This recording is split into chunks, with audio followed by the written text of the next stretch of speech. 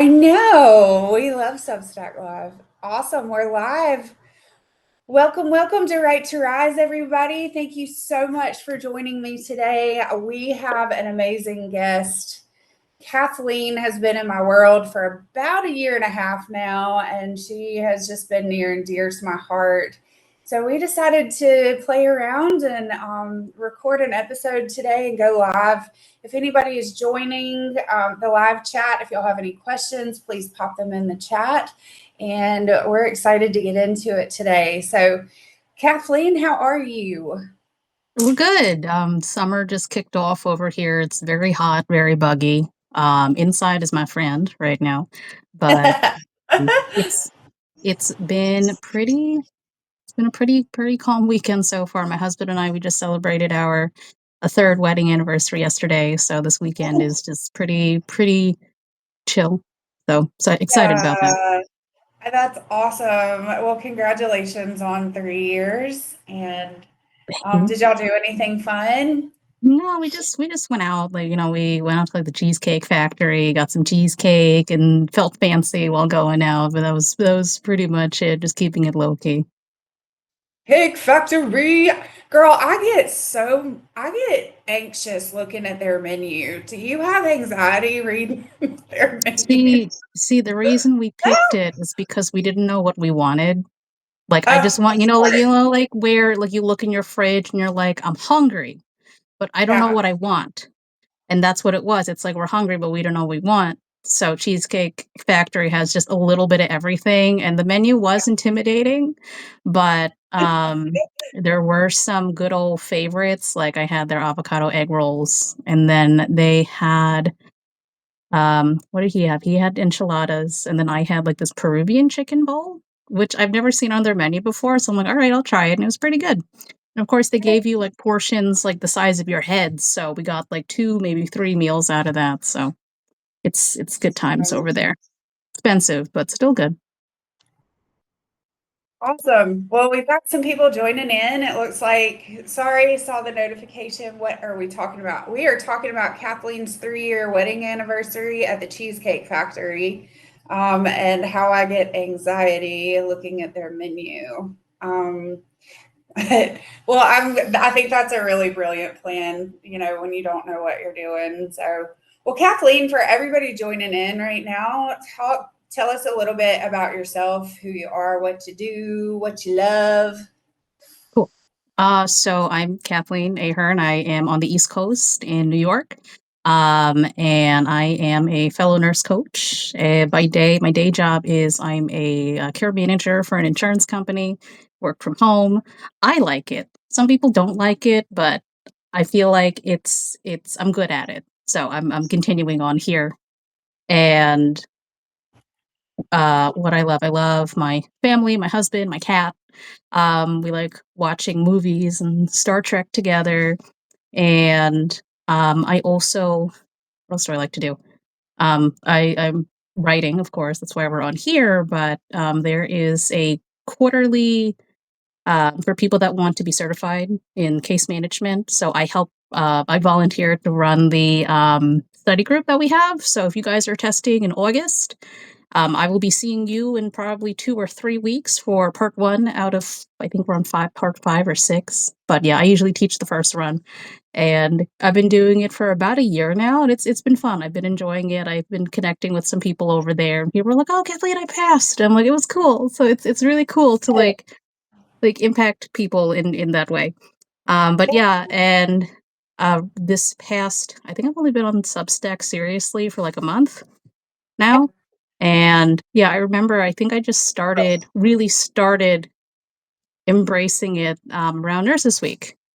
Yeah, April. Yeah. Well, we got some more joiners. Sabrina, thank you for joining. We are sitting with Kathleen today. If you got any questions, pop them in the chat. I'll be trying to monitor that. Um, yeah, and I love that you bridged into the Substack thing. I think that I have watched you personally. You've been in my world, for a year and a half, and I see you on social media trying to engage. You're in groups, you're offering so much value, you're answering questions and trying to connect with people.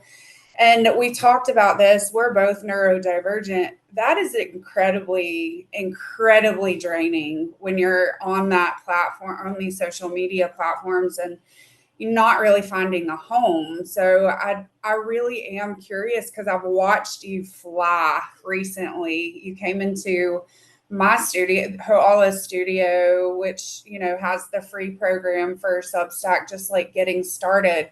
And you've really like absolutely started soaring since then and finding your groove and like opening up. And I just see a completely different person than I did a couple months ago. So talk a little bit about that process, what it's like to be, kind of neurodivergent on other social platforms, and how you feel like you're finding a home on Substack. Yeah, so on like I've tried the social media thing, like trying to post in groups and attract people, right? Yeah. But when I would there's a lot of groups that are like, oh, you can't self-promote. And I'm like, okay, but like, then what am I supposed to do? I don't like cold messaging people because it makes me feel icky when people cold message me. And I'm like, I know what you're doing. Like you want something from me. Like I can see where the conversation is going to lead. I'm going to tell you that I do coaching. I'm going to tell you that I'm neurodivergent. And then you're going to tell me I do a summit. I do get clients. I do this, I do that. And I'm like, I don't want to bother with that. It's transactional and it Yeah. immediately shuts you down. Yeah, I get it. So when I remember last year when I set up my Substack last year around April, but I didn't do anything with it because life was lifing. So I had to take care of that. But when I came back to it, um, Leslie, your studio was like it really for me, it really broke down. Here is what templates are. Here is what you can make it yours. But here's a starting point because I don't do well with starting on my own, right? It's like an explosion of like ideas where like I want to do this, I want to do that, I want to talk about this, I want to talk about that. But your studio, the mini course really just all right, here's what you need and why. And here's how you can set it up. If you want minimal thinking as possible, you can just throw in your things here. And I think one of the most important things, one of the most important lessons that I had over the past 6 weeks was just do it messy, do it anyway, because you're never going to be ready. It's never going to be perfect. So just do it so it's good enough. And then you can always go back to it later. Um, I might focus more on like being a Filipino, being neurodivergent, being a woman. Like I might lean more into that. But I've always wanted to write about Dr. Jean Watson and how her caring science has really changed my personal life and my professional life. And that's really where I wanted to start with that. Yeah. So, um, and I got to like, holy smokes, like I got to. You did. You started off with a bang. Talk about that. You came into Hoala Studio, which I really have set that up. I'm also neurodivergent, and I can tell the energy of something immediately. So it's really my social media, escape plan I was coming to Substack over a year and a half ago, and I found a cozy spot on the internet where my brain could actually and I could talk to people and not have that transaction behind it. I was actually meeting friends and people that I could collaborate with, or people that inspired me, and they're not just like coming in hot with no lube, asking for like money, it's like I don't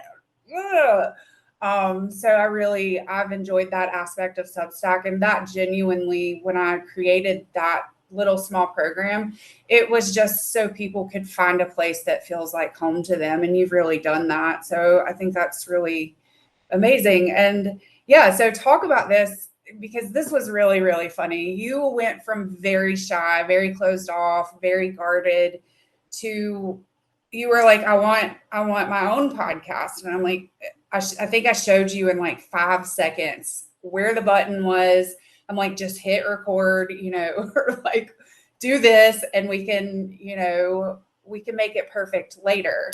And what happened from there? Yeah, so how it started was actually through the study group that I am a part of. The person that runs it actually had the Dr. Jean Watson's contact information, and I was kind of like gently reminding her like every couple weeks. I'm like, "Hi, like, can I have her? Can I have her information? Because I I know that nurse coaching is for me, but like I don't know how to make it mine." But the thing that I really made my whole like, I didn't realize this until like, a couple weeks ago where, like, the Dr. Jean Watson's caring science, like, that has influenced my entire since, like, my 2nd semester of nursing school, like I wrote in my post last week. That's where it started, and it kinda never left. Yeah. So I'm like, "This is what I want to do, but, like, how? How do I do it?" So I finally got the contact information for Dr. Watson, and I just sent an email. I poured my heart into the email that I sent her. I'm like, I'm like huge fan, been following you since 2013, and I'm like, she's a busy woman, right? Like she's a living legend in the holistic nursing world. I'm like, oh, she'll probably get back to me in like a week or two. She emailed me back like 2 hours later. She's like, I have 15 minutes tomorrow. Do you want to have a conversation? Send me your Zoom link. And I'm like, oh my God, yes, of course. So Yeah. I didn't even have Zoom. I didn't even have Zoom. So I set up a Zoom account really quick and I sent her the link, and she had technical difficulties at first, and I could not talk properly for, like, the first 2 minutes, and the last 2 minutes, like, I was just tongue-tied, like, that it was the definition of tongue-tied, but, the 10 minutes in between where she was just showering me with wisdom, it was, like, the best moment of 2026 at that point in time. Like, it was awesome. That And then a week later, you and I met, and I'm like, "What do I do with this? Like, I don't wanna keep it to myself because it why?" So that's when, you showed me the that I could take a recording and I could just upload it. It doesn't have to be live, it doesn't have to be through here on Substack Live. You could just take the recording and upload it, and I remember I was hemming and hawing over what should I call it? Like, what if I don't like it? And then you're like, "Kathleen, just push the button. You launch can go it. back and fix it later. It'll be," and I think I've changed the name of it like 3, 4 times. I don't know if I wanna change my publication name because it's long, like, I don't know yet, but, um, I've always wanted a podcast because when I think it was you that I remember you told me when you started your podcast, it was just you talking for, like, less than 10 minutes, and you had a podcast, and I'm like, "I can do that." Like, I can talk for I can talk for, like, 10 minutes, and it was just cool to just like, there's a podcast on my Substack now, and I have, like trying to rein myself in, right? Because I'm just so excited, but, there are definitely other people that I wanted to have a conversation with, like, maybe do this live thing with, like you, obviously, but, like, other nurse coaches that have mentored me throughout the past couple years. So I'm like, this, uh, corner of the internet, it's really a cozy corner of the internet. Right? Because there's no reels in my face.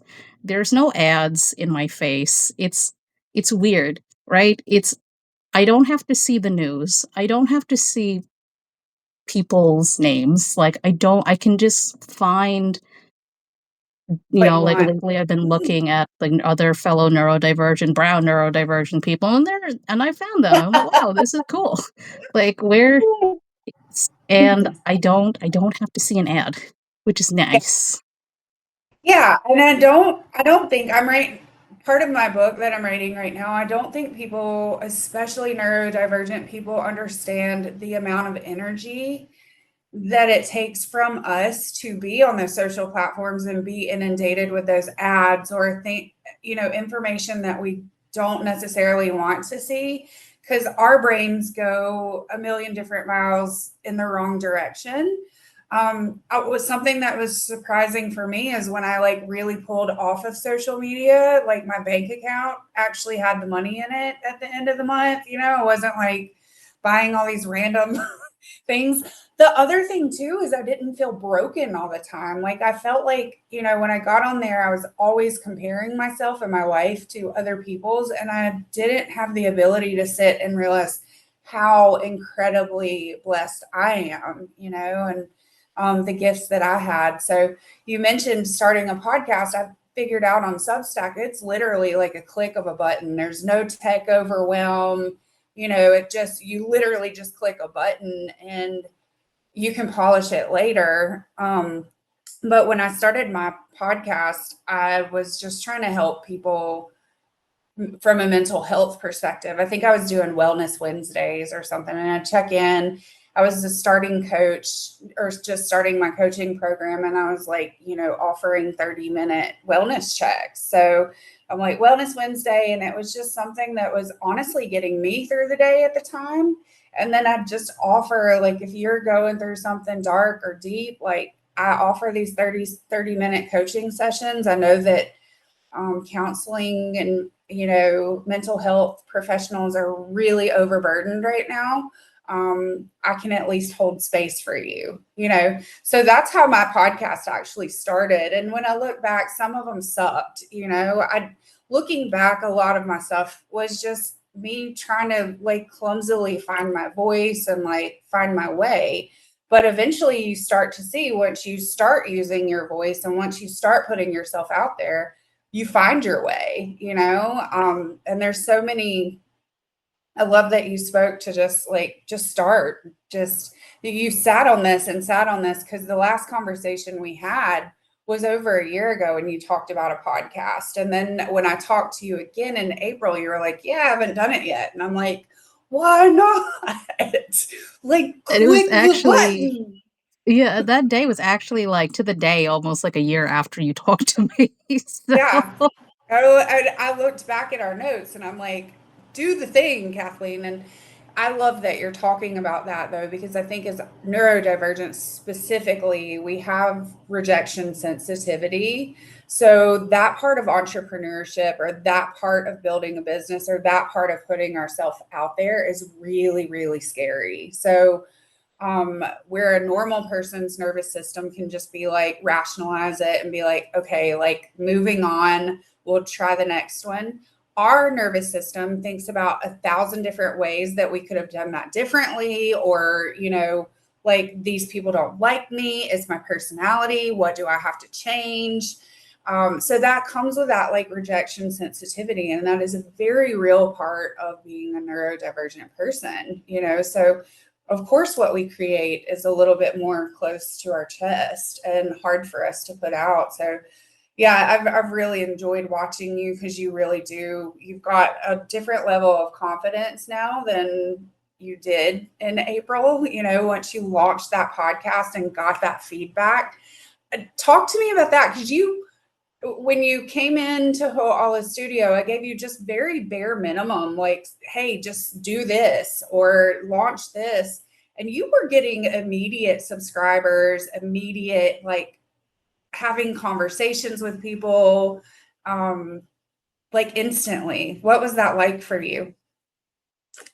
it was surprising. Like I didn't know, and I didn't. I remember I didn't know what like a subscriber was. I'm like, oh look, somebody followed me. I don't know what that is, but look.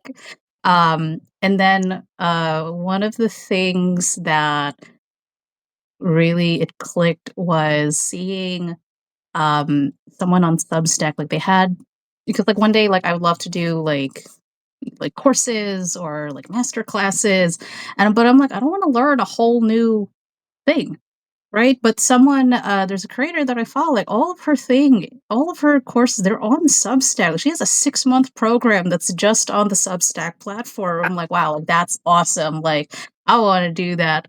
So, but seeing the like when I think I got 50 subscribers a couple weeks ago, and it was just like imagining 50 people in a room that Yeah.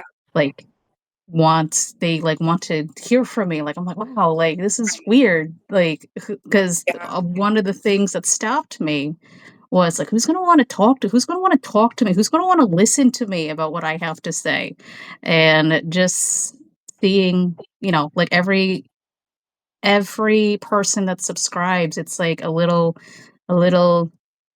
affirmation that I'm moving in the right direction. And it's when someone like replies to like a note, like I'm like, oh, like look, it's a person that, and it's not a bot. Like Yeah, it's a real person exactly. that I have Yeah, this is a real conversations with. conversation. Yeah. That's not asking me for my credit card number. Yeah.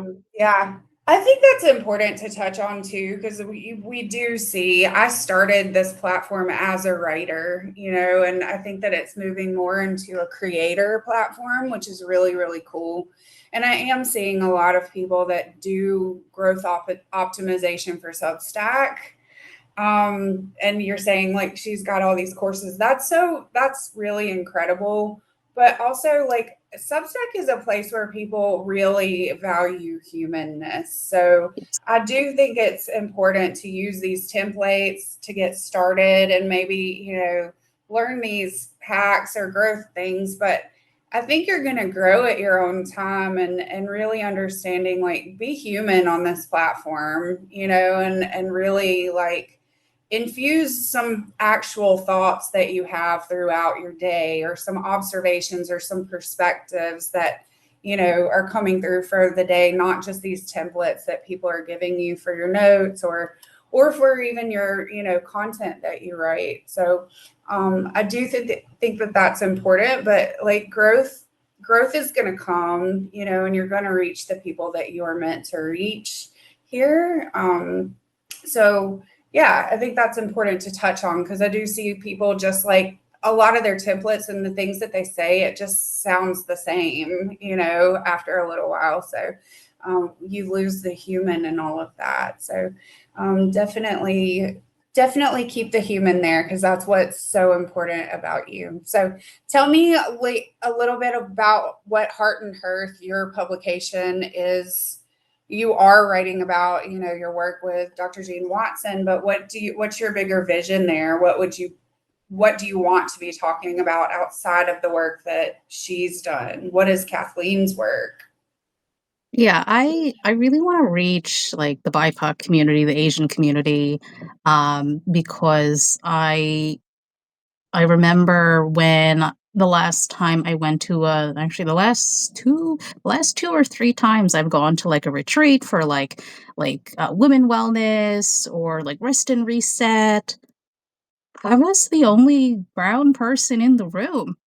And I came by myself, and there's their clicky or like another BIPOC person came in with like their mom or their sister or something. But like I'm used to like I'm just hoofing it alone, right? Yeah. Because I just do, right? That's how I grew up. It's things, and I was digging deep with another nurse coach the other day that like there are things that I know that I can't necessarily like communicate with you as a white person.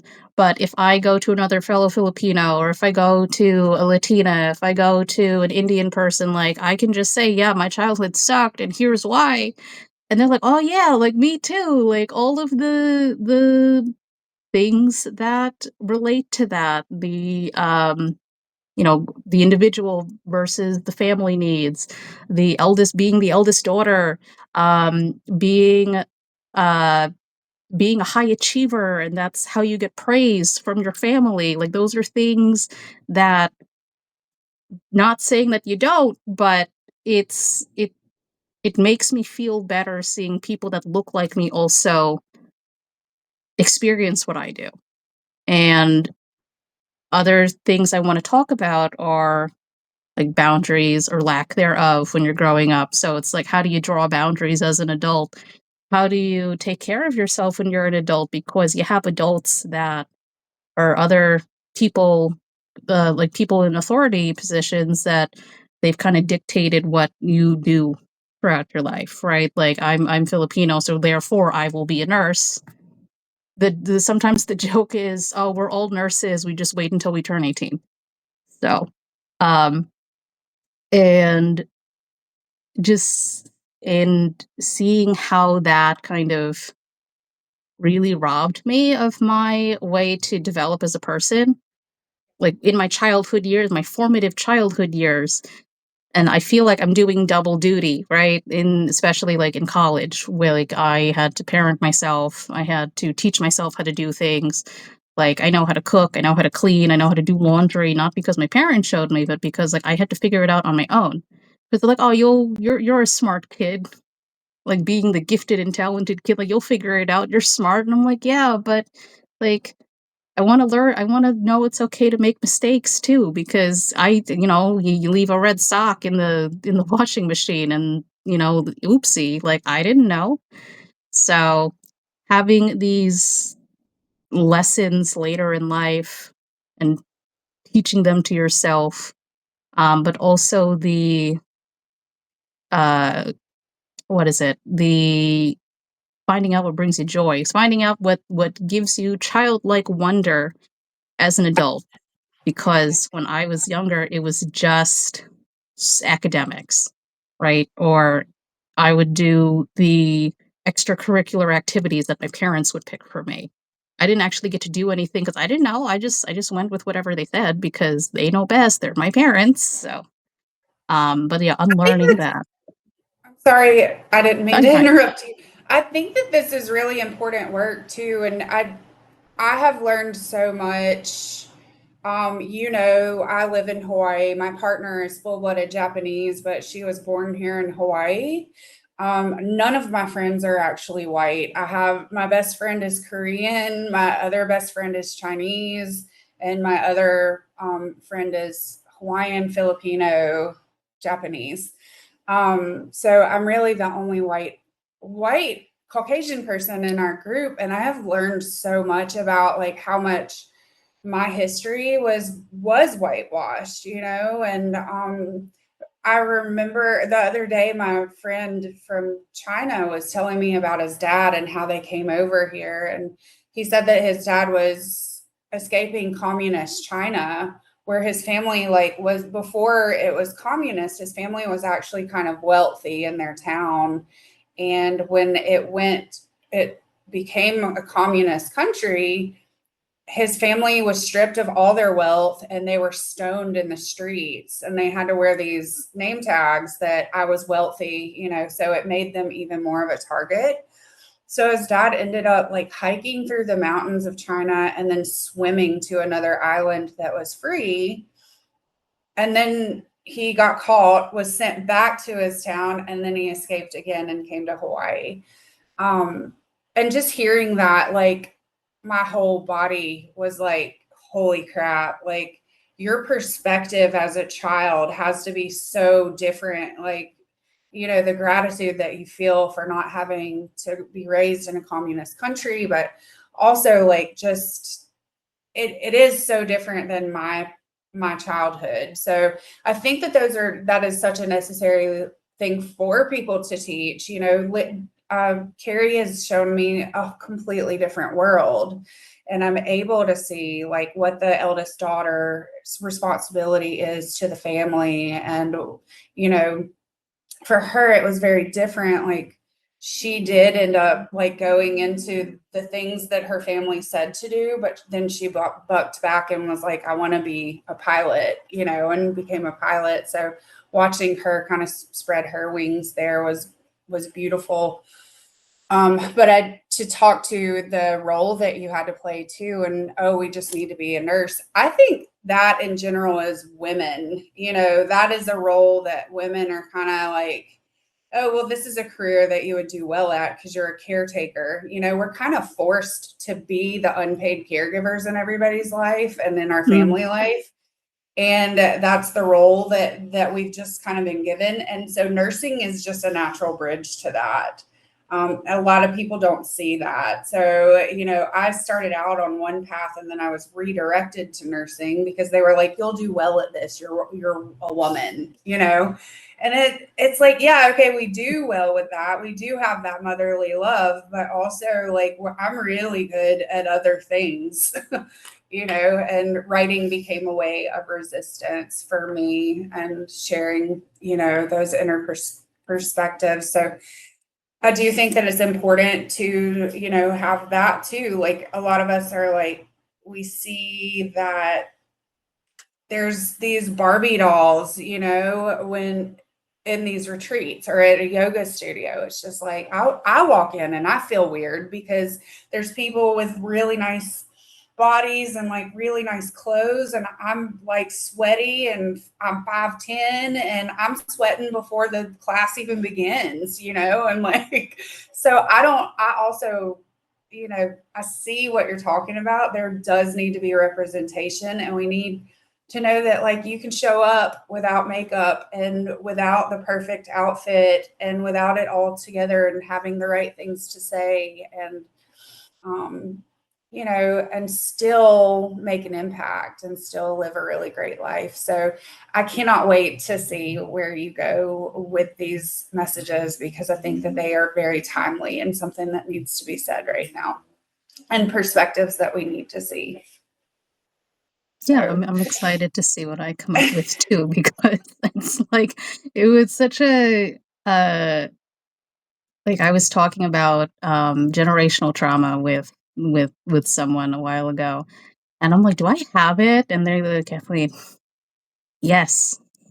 Everything you just told me, like the eldest daughter, the family yeah. expectation, like, yes, you do. And I'm like, but isn't that just my family? And they're like, no. So that was also eye-opening, because it's like, because it was, is this like a my individual family type thing, or like is this a cultural thing? And just learning that and talking to more Filipinos and Filipino creators is just like, yeah, like we vibe, yes. So knowing that there's people out there also bringing awareness is good, because I know there's an audience, and B, I know I'm not just doing this on my own. I know that there are people I can look up to, people I can reach out to for support. And that's also what I like about Substack, is that um, it when you go into a post, and then at the bottom, or like even within the post itself, it'll not add, but it'll like recommend a similar post. So then I just kind of like fall through that rabbit hole of just Gotta be careful. reading. Yep, for like 2 hours on neurodivergency, or like being Filipino, or being um overworked, underpaid, or just being wanting that cozy space. Because I've noticed that Substack, it's very cozy, and it's very human forward, where um there is just a lot of welcoming, right? And there's just a lot of people that are we share space together. Nobody's like competing with other people for views or subscribers or whatever. Like they're just showing up. They're doing their thing, and just people are just living their lives, and it's great. Well, there is that competitive side, but you don't Of have to be course. part of it. But I think that, and I'm gonna wrap this up. Yeah. But I think that for me, like I did grow up in Mississippi, in a specific like Southern Baptist doctrine, and I've had to deconstruct a lot of my, religious views. I've had to deconstruct a lot of history that was force fed to me. I've had to deconstruct a lot of my upbringing, and Substack has been that safe space for me as a white woman that wants to genuinely change and understand what it was like to walk in your shoes, or what it was like to, what's the truth, what is the truth that they have stripped from me knowing. So Substack has been such an incredible source for that because I'm able to follow creators like you or creators. I've learned so much about the Japanese culture and my partner and how she moves through the world and her perspective just from others sharing about that, and sometimes she can't express herself the way that these other people can maybe explain it to me. And I'm able to approach situations with a little bit more compassion because I've been exposed to these creators that are talking about it. So please talk about that. I think that really is your fire, and that your neurodiversity is what makes you beautiful. These quirks, these perspectives, these things that you have safeguarded, and didn't want to say. Sometimes those are the things that we need to say in order for others to learn, what the lessons that we are here to teach. So thank you for being with me today. If people are seeing this and they want to follow you, where can we find you, and talk to us about what you are working on next, and what they can come join you in? Yeah, so you can find me here at I finally found the I forgot to tell you, I finally found the difference between like your username and your profile name. So Publication. if you search Kathleen Ahern on Substack, I will come up. Learned that. But you can also I do still have social media, so you can find me at Hearth and Forge Healing. That is the handle on Instagram, LinkedIn, and Facebook. Um, and then just side note, one of the things that really clicked with me for Substack is the way that you can just schedule send to those other social media platforms, and my brain was just like, "Oh my god, like that's it." I hate doing the same thing multiple times on multiple platforms. I just Yeah. want it to be one and done. So Yeah. that was I think that blew your mind that day. You were like, I was like, I'm actually not ever on social media. And you're like, what? I see yeah. you. Yeah. And I was like, no, I have everything go from Substack directly to these places. And you Yeah. were like, I literally watched your brain explode that day. So, Yeah. Think yeah, I think that's I need a important. refresher on how you do that, because I'm not Yeah. it's I don't know if it's because I'm not on the desktop, but that is a separate conversation. Yeah, But I can upload that. So, well, and then talk about where you've got a workshop coming up. Yeah. yeah, so What's your workshop? so I am doing a workshop for the Nurses for Natural Health Collective. I need to spread the word some more. So thank you for reminding me, because sometimes I have so much going on that I forget I'm doing that. But this is July 11th. That is a Saturday at 9:30 a.m. Eastern. You'll probably be asleep for that. So, but it is a workshop about, again, Dr. Gene Watson's caring moment, where instead of you as the caregiver taking care of somebody else, you are turning that energy towards you. And we'll have writing prompts, we'll have breath work, we'll have it'll just be a nice, calm, peaceful hour to yourself, and where you can just show up and just be. And it'll be a really, really chill time. So I'm excited for it. So proud of you. This is something you've been dreaming up for years, and you're finally like stepping into that. And I'm really, really, really excited to see you in this new season of your life and this next chapter. So thank you Thank all you. for being here at Right to Rise. You can find Kathleen Ahern, that is Ahern, here on Substack. Heart and Hearth is the name of her publication, and it is cozy as sitting by a fire. So love you all. Have an amazing day. And Kathleen, I'll see you soon. Okay. Thank you, Leslie. Thank you for having me. Bye, y'all.